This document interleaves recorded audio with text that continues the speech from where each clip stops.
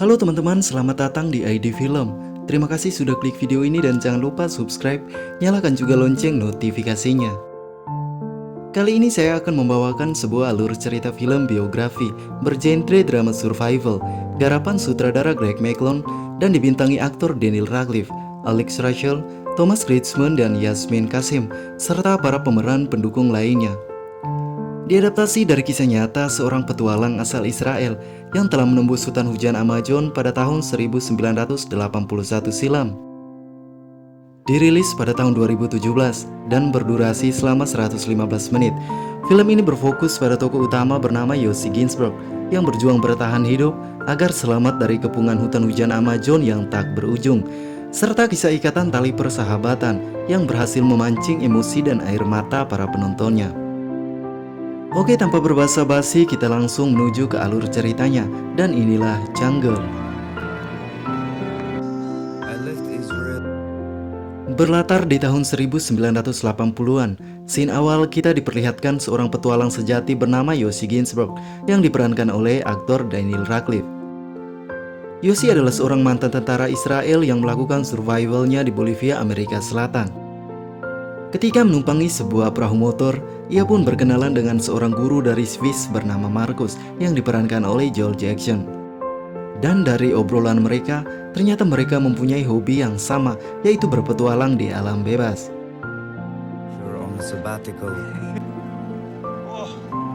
Saat menelusuri pasar dekat perkemahan, Markus bertemu dengan sahabat lamanya bernama Kevin Gale yang diperankan oleh Alex Rachel. Ternyata Kevin adalah seorang fotografer dan penjelajah alam yang sangat profesional. Di sini terlihat Markus memperkenalkan Kevin sahabatnya pada Yossi.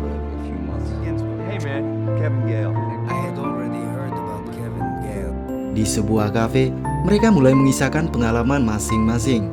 Tali persahabatan antara ketiga penjelajah ini pun mulai terjalin. Ketika berada di dalam tenda perkemahan, Yossi berkenalan dengan seorang gadis bernama Kina yang diperankan oleh Yasmin Kasim. Terlihat mereka menghabiskan malam dengan menikmati ramuan tradisional yang memabukkan, sehingga kesadaran mereka berkurang dan mulai berhalusinasi.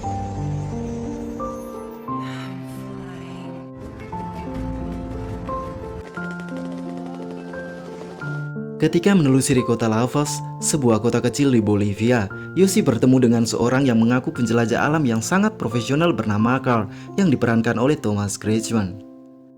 Carl mengisahkan bahwa ia telah menaklukkan hutan hujan Amazon dan berhasil bertemu dengan suku Tumaranas yang merupakan turunan terakhir suku Indian. Yossi begitu terkesan dengan kisah petualang pria tersebut, ditambah dengan bukti foto-foto yang diperlihatkan oleh Carl.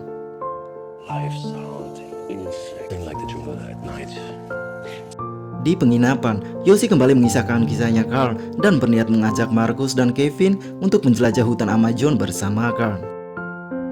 Awalnya kedua sahabatnya itu tidak tertarik dengan ajakan Yossi karena mereka tidak begitu percaya dengan kisahnya Carl, orang baru yang tidak dikenal. Namun Yossi begitu yakin dan meyakinkan kedua sahabatnya itu bahwa kisahnya Carl memang benar adanya. Ketika hari baru telah tiba, mereka bertiga pun sepakat untuk menemui Carl. Di sini Carl menjelaskan rute yang harus mereka lalui. Kevin semakin tertarik kala Carl mengatakan bahwa Kevin akan mendapatkan foto-foto yang menarik di tempat-tempat yang belum terjamah oleh penjelajah lain.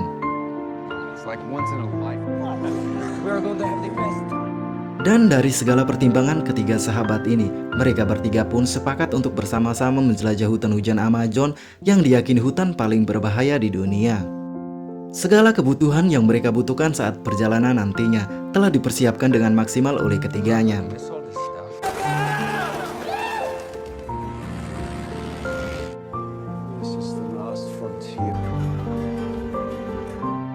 Akhirnya hari yang ditunggu pun telah tiba. Mereka mulai menelusuri hutan hujan Amazon yang dipimpin oleh Carl. Ketiganya sangat terpesona dengan keindahan alam yang disuguhkan. Setelah beberapa hari perjalanan, mereka pun tiba di sebuah tempat bernama Ajariamas. Energi yang terkuras saat dalam perjalanan terbayarkan dengan temuan mereka, sebuah kehidupan yang masih alami, jauh dari kata perkembangan zaman, serta sambutan dan keramahan orang-orang Ajariamas sendiri.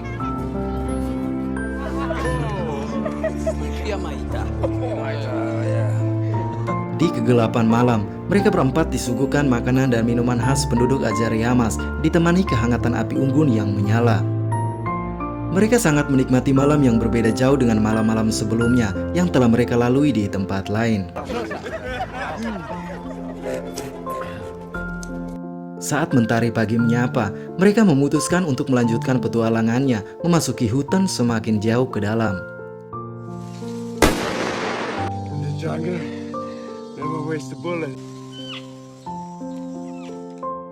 Di sana terdengar bunyi tembakan menggaung. Ternyata peluru senapalnya Carl telah bersarang di tubuh hewan mungil berbulu halus yang hidup dalam hutan tersebut. Dibaluti kesunyian malam dan bintang-bintang yang bertaburan di angkasa, mereka bertiga pun menikmati santap malam hasil buruan Carl beberapa saat sebelumnya. Kisah pun berlanjut. Kicauan burung di pagi yang berembun membangunkan keempat pria ini dari tidur lelapnya. Petualang mereka pun dilanjutkan. Namun beberapa saat kemudian, perjalanan dihentikan sesaat karena rasa sakit dari kakinya Markus yang terluka akibat menempuh medan yang begitu ekstrim. Dan hal tersebut mengakibatkan perjalanan mereka terhambat. Di sini perubahan dari sikap mereka mulai perlahan nampak. Hey, Marcus. You know this is not my fault. Kegelapan malam yang sunyi senyap menemani tangisan Markus dalam penyesalannya yang ia utarakan di hadapan Yoshi. Markus meminta maaf karena ia terlalu lamban melangkah sebab rasa sakit yang menyiksa dari kakinya yang terluka semakin parah. Marcus can't walk for this. It's impossible, we can't. Di tepian sungai yang lagi mengalir deras, Yoshi, Kevin, dan Carl mulai berunding perihal perjalanan mereka yang terhambat karena Markus yang terluka. Carl menyarankan mereka untuk kembali pulang ke Azariamas, tetapi di sini terlihat Yoshi dan Kevin tidak menyetujui saran dari Carl karena mereka sudah terlanjur menaklukkan medan yang begitu jauh. Kini terlihat mereka begitu sibuk membuat rakit untuk melanjutkan perjalanan dengan mengarungi sungai yang begitu deras. Sorak-sorai terdengar kala mereka berhasil memulai perjalanan dengan rakit hasil karya mereka sendiri. Namun di tengah perjalanan, mereka dihadapkan dengan amukan arus yang begitu deras sehingga mereka memutuskan untuk menepi sejenak.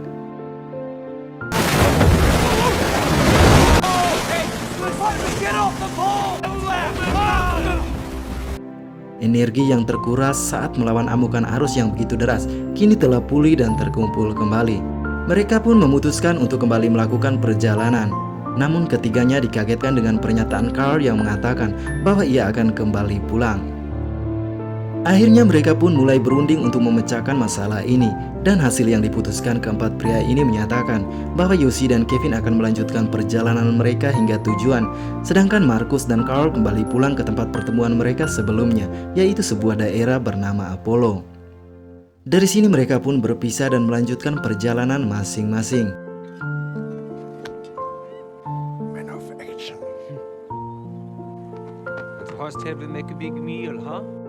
Dengan semangat yang tinggi dan jiwa petualang yang menggelora, Yoshi dan Kevin melanjutkan perjalanan mereka di tengah tantangan arus sungai yang begitu deras. Tetapi hal yang tidak pernah mereka bayangkan pun terjadi. Rakit yang mereka tumpangi terbawa arus sungai yang begitu dahsyat sehingga menabrak batu dan membuat keduanya hampir tertelan dalam dasar sungai dan tenggelam. Kali ini mereka pun berpisah karena Kevin berhasil mencapai tepian sungai saat itu juga, sedangkan Yoshi terbawa arus ke tempat yang sangat jauh dari Kevin. Ia berusaha sekuat tenaga untuk selamat dari amukan arus sungai. Kepalanya terbentur dengan batu sehingga berdarah dan terluka. Namun keberuntungan masih memihak untuk Yoshi. Ia berusaha sekuat tenaga dan berhasil mencapai tepian. Dan dari sini ketegangan mulai terasa. Kisah Yoshi yang berjuang bertahan hidup sendirian tanpa bekal apapun, mencari Kevin sahabatnya, serta berusaha mencari jalan keluar dari hutan hujan Amazon yang tak berujung.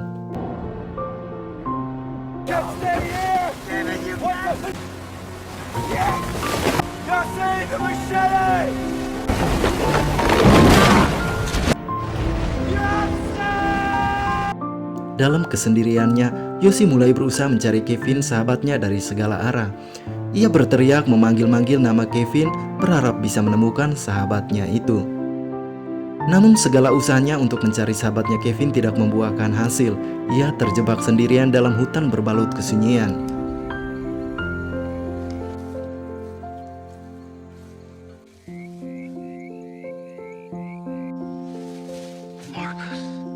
Saat keheningan malam menghampiri, dalam istirahatnya, Yoshi mendengar seruan dari seseorang yang memanggil-manggil namanya. Dari warna suara yang terdengar dan sosok yang samar dilihatnya, Yoshi meyakini itu adalah Markus. Ia segera menyoroti Markus dengan sinar senter yang ia bawa, namun perlahan sosok Markus yang terlihat menghilang dari pandangannya. Ternyata semua yang terdengar dan dilihat Yoshi hanyalah halusinasi semata.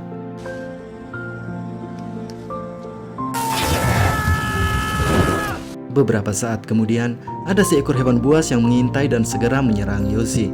Namun Yoshi berhasil mengusirnya dengan alat seadanya yang ia punya. Kini 7 hari telah berlalu yang ia lewati dalam kesendirian di tengah hutan yang begitu lebat, hanya ditemani kesunyian, ketakutan, halusinasi, dan tingkat stres yang tinggi. Keep going. Ia pun terbangun dari tidur lelapnya karena merasa ada yang aneh di benjolan area dahinya. Yoshi merasa seperti ada kehidupan dalam benjolan tersebut. Ia pun mencoba membedah benjolannya dengan alat-alat seadanya. Ternyata ada seekor cacing yang bersarang di dalamnya, dan segeralah ia mengeluarkan hewan tersebut dari benjolannya.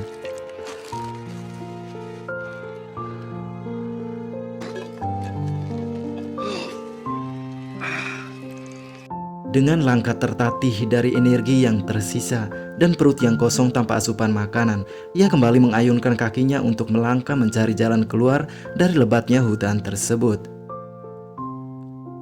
Kini ada harapan bisa selamat dari kepungan pohon-pohon hutan Amazon semakin kuat karena ia melihat ada bekas pohon yang ditebang. Artinya ada seseorang yang melakukan aktivitas di hari-hari sebelumnya yang menandakan ada kehidupan atau perkampungan dekat area tersebut. Tidak jauh dari tempat itu, pandangan Yoshi teralihkan dengan adanya 2 butir telur yang dilihatnya. Ia segera mengambilnya dan melahap isi telur yang ia lihat agar rasa lapar bisa teratasi, walaupun hanya sesaat. Setelah menyantap isi telur mentah yang ia lihat sebelumnya, Yoshi kembali mengayunkan langkah kakinya dan terus berjalan mencari jalan keluar, berharap mendapat bantuan penduduk atau suku asli yang hidup dalam hutan tersebut. Setelah beberapa saat kemudian, pria malang ini kembali melihat tanda-tanda kehidupan. Tetapi sayangnya pemukiman yang ia temukan ternyata sudah lama ditinggalkan penghuninya.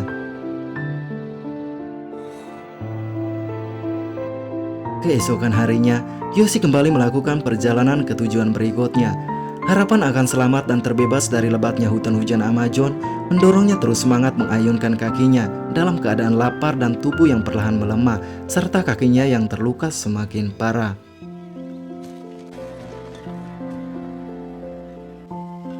Kevin! Dalam perjalanannya, Yoshi kembali menemukan jejak kaki seseorang. Lagi-lagi harapan akan selamat semakin kuat.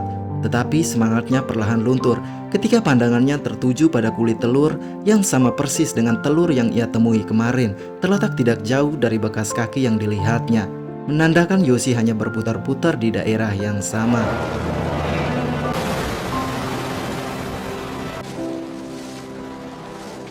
Kini sinar matahari perlahan tenggelam, menandakan malam telah tiba. Yoshi memutuskan untuk beristirahat. Ia terlihat menggigil dan kedinginan karena di saat itu juga hujan turun begitu lebat. Dalam tidurnya, ia ditemani sebuah buku kecil pemberian kakeknya.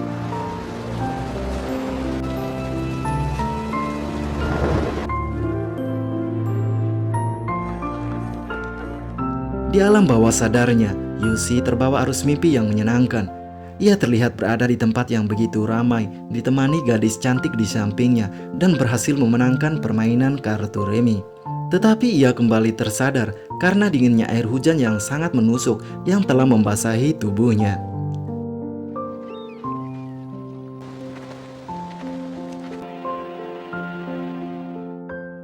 Di tempat yang berbeda, Kevin telah ditemukan terdampar di sungai oleh beberapa penduduk. Mereka segera menolong dan membawanya ke perkampungan. Kevin disambut dan segera dirawat oleh para penduduk setempat. Ketika kondisi kesehatan dan fisik Kevin telah kembali pulih, dengan jiwa persahabatan yang erat, ia berusaha mencari bantuan untuk menyelamatkan Yoshi sahabatnya.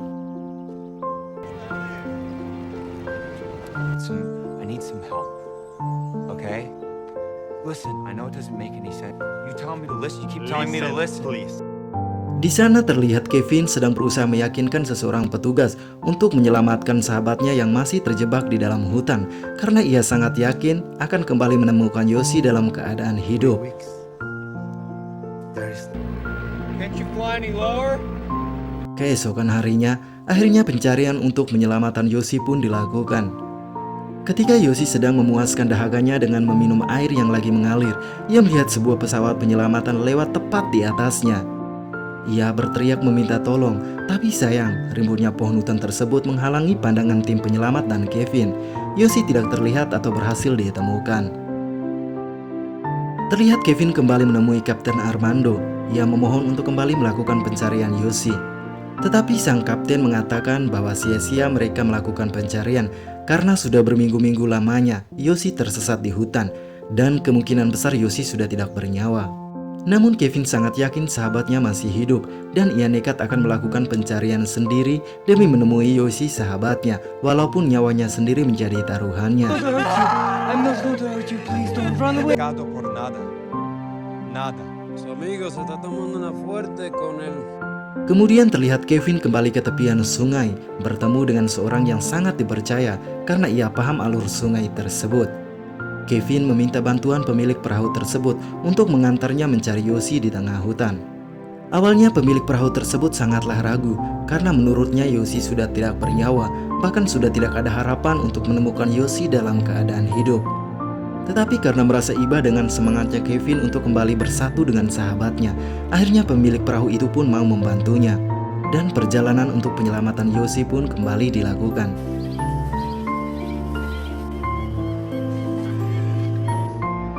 Not just you. Di tengah hutan, Yoshi terlihat pasrah dengan perjuangannya.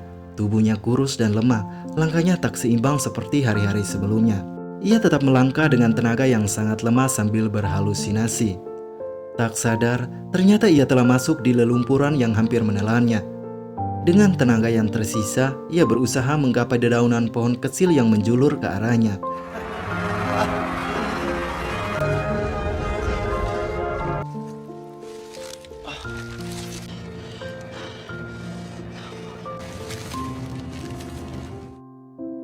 Ketika Yoshi telah selamat dari kubangan lumpur, ia kembali menggapai dedaunan di sekitar untuk kembali bangkit berdiri. Namun ternyata ia digigit semut api yang terasa seperti kesetrum arus listrik. Dan entah apa yang dipikirkan Yoshi, ia malah menanggalkan bajunya dan membiarkan semut-semut api menggerogoti tubuhnya.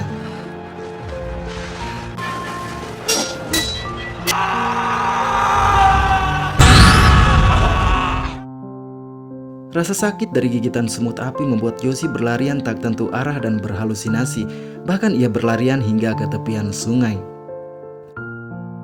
Di saat tenaganya yang tersisa mulai perlahan terkuras, ia masih berjuang membuat tanda butuh pertolongan dan berharap ada seseorang yang bisa menemukannya.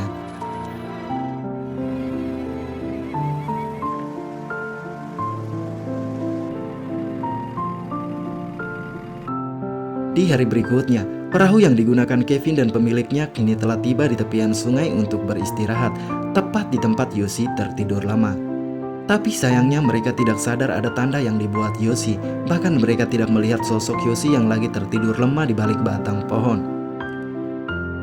Dengan berat hati, pemilik perahu meminta maaf pada Kevin karena mereka tidak berhasil menemukan Yoshi. Ia pun segera mengajak Kevin untuk kembali ke perkampungan karena sangat tidak mungkin mereka berhasil menemukan Yoshi.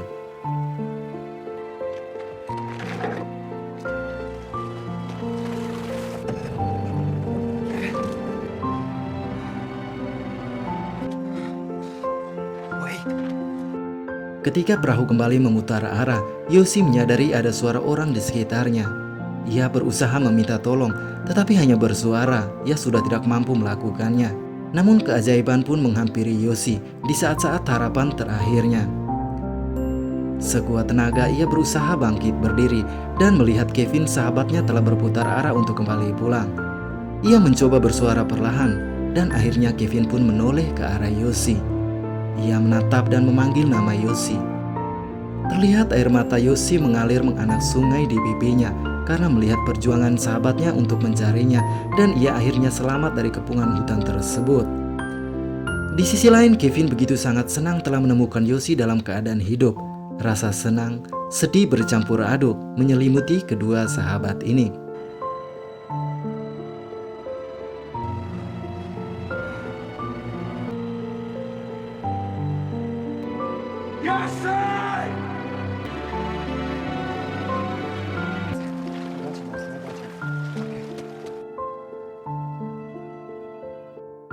Sesampainya di perkampungan, warga setempat segera menyambut Yoshi, menyelimuti Yoshi yang kedinginan dan memberikan makanan. Mereka semua sangat bersyukur keajaiban telah menyelamatkan Yoshi dan film pun berakhir. Swiss school teacher on a sabbatical. Teman terbaik di dunia adalah sahabat yang Tuhan kirimkan untuk menjadi pelengkap hidup kita. Manusia yang selalu siap mendengar celotehan kita, walaupun kadang itu tidak penting. Manusia yang tidak banyak bicara tapi mampu menenangkan jiwa. Manusia yang selalu siap menjadi partner di segala keadaan, itulah sahabat. Di akhir film kita dijelaskan bahwa Yoshi dan Kevin kembali ke Lavas, tetapi mereka tidak menemukan Marcus dan Carl. Berminggu-minggu mereka mencari Marcus dan Carl, dan mereka malah menemukan fakta bahwa sudah sekian lama Carl dicari pihak berwajib karena telah membawa turis asing masuk ke dalam hutan, serta tidak ada suku Indian seperti yang pernah dikisahkan Carl sebelumnya.